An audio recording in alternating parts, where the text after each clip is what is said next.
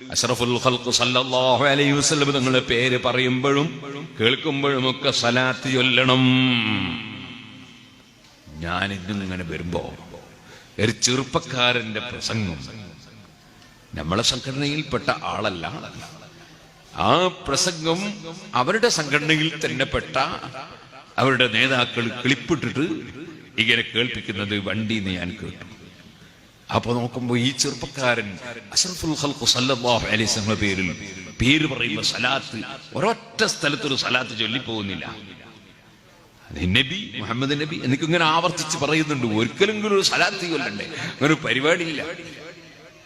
പിന്നെയോ ആയിഷ ബീവിയുടെ അച്ഛൻ, ആയിഷ ബീവിയുടെ അമ്മ എന്നൊക്കെയാണ് സിദ്ദീഖ് റളിയല്ലാഹു അൻഹുവിനെ പരിചയപ്പെടുത്തുന്നത്. ഇത്തരം വാചകം കേട്ടപ്പോ ഞാൻ ഞെട്ടിപ്പോയി. അതായത് ഈ മുഹമ്മദ് നബി എന്ന് പറയുന്ന ആള് ജനിച്ചത് 570-ലാണ്. AD 570 ജനിച്ചു. 632 മരിച്ചു പോയിട്ടുള്ള മക്കയിലെ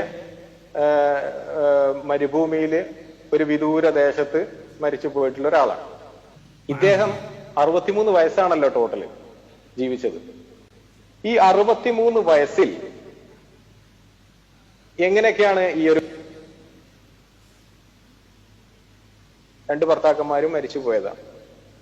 4-5 മക്കൾ ഉണ്ടായിരുന്നു. 40 വയസ്സായിരുന്നു നബിക്ക്. 25 ഈ സ്ത്രീയെ കല്യാണം കഴിച്ച് അവരുടെ കൂടെ 25 വർഷങ്ങൾ ജീവിച്ചു എന്ന് പറഞ്ഞാൽ മുഹമ്മദ് നബിക്ക് 50 വയസ്സ്, ഖദീജക്ക് 65 വയസ്സ്. 65 വയസ്സാകുമ്പോ ഖദീജ മരണപ്പെട്ടു പോയി. മുഹമ്മദ് നബിക്ക് അപ്പോ 2 ഭർത്താക്കന്മാരും മരിച്ചുപോയി. നബിയുടെ വളർത്തുമകനായിരുന്ന സെയ്ദ് ബിൻ ഹാരിസ എന്ന് പറയുന്ന സഹാബി നബിയുടെ അമ്മായിയുടെ മകൾ, അച്ഛന്റെ സഹോദരിയുടെ മകൾ ആയിരുന്ന സൈനബ് ബിൻത്ത് ജഹ്ഷിനെ നബി തന്നെ കല്യാണം കഴിപ്പിച്ചു കൊടുത്തു. പക്ഷെ അവര് 1 വർഷത്തോളം ഒന്നിച്ച് ജീവിച്ചു. പിന്നെ വിവാഹമോചനം നടത്തിയിട്ട് കല്യാണം കഴിക്കുന്നത് നബിയാണ്. അപ്പൊ അത് അന്ന് അവിടെ അത് ഈ പറഞ്ഞ പോലെ അന്നത്തെ സമൂഹത്തിന് അത് സ്വീകാര്യമായിരുന്നില്ല. അവരതിൽ അസ്വസ്ഥത ഉണ്ടാക്കി. നമ്മളിപ്പോ ഇന്ന് ശൈശവം അവർക്ക് പ്രശ്നം ഉണ്ടായിരുന്നില്ല, നമുക്ക് പ്രശ്നമാണ് എന്ന് പറഞ്ഞ പോലെ അന്നത്തെ ഒരു ഉണ്ടായിരുന്നില്ല. ജുബൈർ ബിൻ ഉത്തൈം അവരുടെ വീട്ടിൽ പോയി അല്ലെങ്കിലും ആ വിവാഹബന്ധം ഒന്ന് ഒഴിവായി കിട്ടാൻ വേണ്ടി കാത്തിരിക്കുകയായിരുന്നു ആയിഷ ബീവിയുടെ അച്ഛനും അമ്മയുമായ അബൂബക്കർ. ഇങ്ങനെ ഒരു മുസ്ലിമിന് സംസാരിക്കാൻ കഴിയോ? ഓ സുഹൃത്തുക്കളെ, പരിശുദ്ധ ഇസ്ലാം അതിന്റെ ആദ്യം മുതൽ അവസാനം വരെ അദബാണ്. അതിന്റെ തുടക്കം മുതലേ അദബാണ്. നമുക്കറിയാമല്ലോ, ആദ്യമായി പിഴച്ചുപോയവൻ പിഴച്ചുപോയത് അദബ് കേട് പറഞ്ഞിട്ടാണ്. അദബ് എന്നത് വളരെ പ്രധാനപ്പെട്ടതാണ്. ഏറ്റവും വലിയ അദബാണ് അഷ്റഫുൽ ഖൽഖ് സല്ലല്ലാഹു അലൈഹി വസല്ലമ തങ്ങളുടെ പേര് കേൾക്കുമ്പോൾ പറയുമ്പോൾ സല്ലല്ലാഹു അലൈഹി വസല്ലം എന്നെങ്കിലും പറഞ്ഞേക്കണം. സലാത്ത് അനിവാര്യമാണ്. ഇതുപോലെ മഹാന്മാരായ സഹാബികളെ പേര് പറയുമ്പോ റളിയല്ലാഹു അൻഹു എന്ന് പറഞ്ഞേക്കണം. അത് മാത്രമല്ല, നമ്മുടെ നാട്ടിൽ നമുക്കറിയാം, മുസ്ലിമീങ്ങൾ അവരുടെ മാതാപിതാക്കളെ സംബന്ധിച്ച് ബാപ്പ എന്നാണ്, ഉമ്മ എന്നാണ് പറയാറ്. അല്ലെങ്കിൽ അബ് എന്നോ ഉമ്മയെന്നോ പറയാം, വാലിദെന്നോ വാലിദത്തെന്നോ പറയാം. മലയാളത്തിൽ മാതാപിതാക്കൾ എന്ന് പറയാം. അച്ഛൻ അമ്മ എന്ന പ്രയോഗം നമ്മുടെ മുസ്ലിമീങ്ങളെ മാതാപിതാക്കൾക്ക് പറയുന്ന പ്രയോഗം ഇല്ലല്ലോ. അത് വലിയ ഏറ്റവും വലിയ മഹാന്മാരുടെ പേര് പറയുമ്പോ ആ നിലക്ക് പറഞ്ഞുപോയി എന്നത് വലിയ അദബ് കേടല്ലേ? അതിന് ചിലര് ന്യായം പറയുന്നത് കേട്ടു. സുബ്ഹാനല്ലാഹ്, ന്യായം എന്താണ്? അത് കേൾക്കുന്ന സ്ഥലത്ത് ആ മുസ്ലിമീങ്ങൾ കേൾക്കാനുണ്ട് എന്നാണ്. ആ മുസ്ലിമീങ്ങൾ കേൾക്കാനുള്ളത് കൊണ്ട് നമ്മൾ റസൂലുള്ളാഹിന്റെ സലാത്ത് ഒഴിവാക്കാൻ പറ്റുമോ? സല്ലല്ലാഹു അലൈഹി വസല്ലം നമ്മളിങ്ങനെ സലാത്ത് ചൊല്ലി ആദരിക്കുന്നതല്ലേ അവര് കേൾക്കേണ്ടത്. അമുസ്ലിമീങ്ങളുള്ള സ്ഥലത്ത് ബാപ്പ വരുമ്പോൾ നമുക്ക് എഴുന്നേറ്റ് നിൽക്കാതിരിക്കാൻ പറ്റുമോ? ഉമ്മ വരുമ്പോൾ എഴുന്നേറ്റ് നിൽക്കാതിരിക്കാൻ പറ്റുമോ? മുസ്ഹബ് കൊണ്ടുവരുമ്പോൾ നമുക്ക് എഴുന്നേറ്റ് നിൽക്കാതിരിക്കാൻ പറ്റുമോ? അതേ സുഹൃത്തുക്കളെ, അതേ അമുസ്ലിമീങ്ങളെ മുന്ന് സ്വന്തം ബാപ്പാന്റെ പേര് പറയുമ്പോ എന്റെ അച്ഛനതാ വരുന്നു എന്ന് പറയാൻ പറ്റുമോ?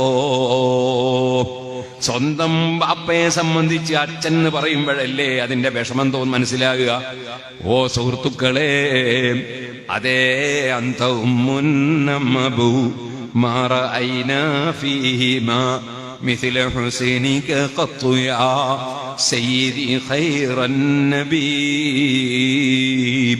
ബാപ്പക്കും ഉമ്മക്കൊന്നും നമ്മൾ റസൂലുള്ളാഹി സ്വല്ലല്ലാഹു അലൈഹി വസല്ലമ തങ്ങൾക്ക് നൽകുന്ന സ്ഥാനം കൊടുക്കുന്നില്ലല്ലോ.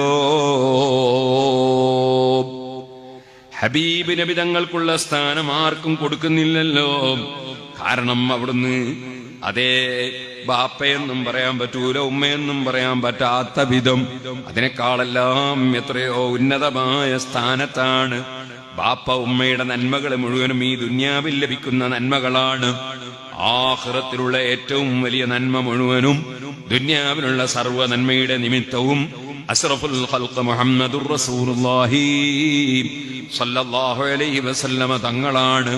ഇമാം ശാഫിഈ റളിയല്ലാഹു അൻഹു പറഞ്ഞില്ലേ, ഫലം തുംസിബിനാ നിഅമത്തുൻ ളഹറത് ഔ ബതനത് നിൽനാ ബിഹാ ഹദ്ദൻ ഫീ ദീനിൻ ഔ ദുനിയാ ഔ ദുഫിഅ ബിഹാ അന്നാ മക്റൂഹുൻ ഫീഹിമാ വഫീ വാഹിദിൻ മിൻഹുമാ ഇല്ലാ വമുഹമ്മദുൻ സ്വല്ലല്ലാഹു അലൈഹി സബബുഹാ. സർവ നന്മയുടെയും നിമിത്തം അത് ദുനിയാവിലാകട്ടെ, ദീനിലാകട്ടെ, ആഖിറത്തിലാകട്ടെ, എവിടെയാണെങ്കിലും സർവ നന്മയുടെയും നിമിത്തം മുഹമ്മദുർ റസൂലുള്ളാഹി സ്വല്ലല്ലാഹു അലൈഹി വസല്ലമ തങ്ങളാണ്. ആ റസൂലുള്ളാഹി സ്വല്ലല്ലാഹു അലൈഹി വസല്ലമ തങ്ങളെ ബഹുമാനിക്കൽ നിർബന്ധമാണ്. സിദ്ദീഖ് റളിയല്ലാഹു അൻഹുവിനെയും ആയിഷ ബീവിയുടെ ഉമ്മയെയും അതാ അച്ഛനമ്മ എന്ന് പറഞ്ഞിട്ട് ഒരാളും ഇസ്ലാമിലേക്ക് ഒരാളെയും ക്ഷണിച്ചിട്ടില്ല.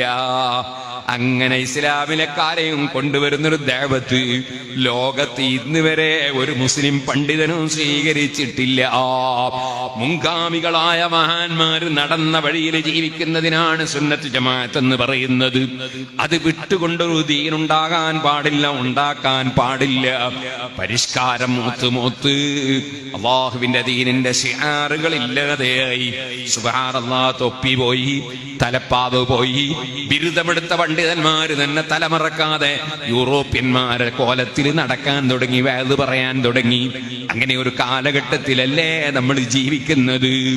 ഓ സുഹൃത്തുക്കളെ, ഇസ്ലാമിന്റെ ചിഹ്നങ്ങളൊക്കെ ജീവിതത്തിൽ ഒഴിവാക്കി യൂറോപ്യൻ ശൈലിയില്, അതോടുകൂടെ തന്നെ വാചകങ്ങളും യൂറോപ്യൻ ശൈലിയിലാക്കിയിട്ട് ഹബീബ് നബി സല്ലല്ലാഹു അലൈഹി വസല്ലമ തങ്ങളുടെ പേരിലുള്ള സലാത്ത് കൈയൊഴിക്കാൻ പറ്റൂല. അതേ, അവിടുത്തെ പേര് പറയുമ്പോ സലാത്ത് ചൊല്ലണം സല്ലല്ലാഹു അലൈഹി വസല്ലം. കേൾക്കുമ്പോൾ സലാത്ത് ചൊല്ലണം, ഓർമ്മിക്കുമ്പോൾ തന്നെ സലാത്ത് ചൊല്ലണമെന്നാണ് പണ്ഡിതന്മാര് പറയുന്നത്. ഓ സുഹൃത്തുക്കളെ, അതിന്റെ പുറമെ അവിടുത്തെ സലാത്ത് എത്ര വർദ്ധിപ്പിക്കാൻ കഴിയുമോ അത്രത്തോളം വർദ്ധിപ്പിക്കണം. വീട്ടിൽ കയറുമ്പോ സലാത്ത് ചൊല്ലണം, പള്ളിയിൽ കയറുമ്പോ സലാത്ത് ചൊല്ലണം, രണ്ടാളുകൾ മീറ്റ് ചെയ്യുമ്പോൾ അവിടെ സലാത്ത് ചൊല്ലണം, അതേ ഒരു സദസ്സ് പിരിയുമ്പോൾ സലാത്ത് ചൊല്ലണം. അതൊക്കെ സലാത്ത് ചൊല്ലൽ പ്രത്യേകം സുന്നത്തുള്ള, പ്രത്യേകം പുണ്യമുള്ള സമയങ്ങളാണ്. എന്നാൽ എപ്പോഴും സലാത്ത് വർദ്ധിപ്പിക്കുന്നത് നല്ലതാണ്. ഏത് പ്രശ്നത്തിനും അത് പരിഹാരമാണ്. ഏത് ദോഷം പുറത്തു പോകാനും, സുബ്ഹാനല്ലാഹ്, വൻകുറ്റമല്ലാത്ത ഏത് തെറ്റുകൾ പുറത്തു പോകാനും സലാത്ത് നിമിത്തമാണ്. സലാത്ത് എത്രത്തോളം വർദ്ധിപ്പിക്കുന്നുണ്ടോ അത്രത്തോളം ഹബീബ് നബി സല്ലല്ലാഹു അലൈഹി വസല്ലമ തങ്ങളുമായി ആത്മീയമായ അടുപ്പം ലഭിക്കുന്നതാണ്.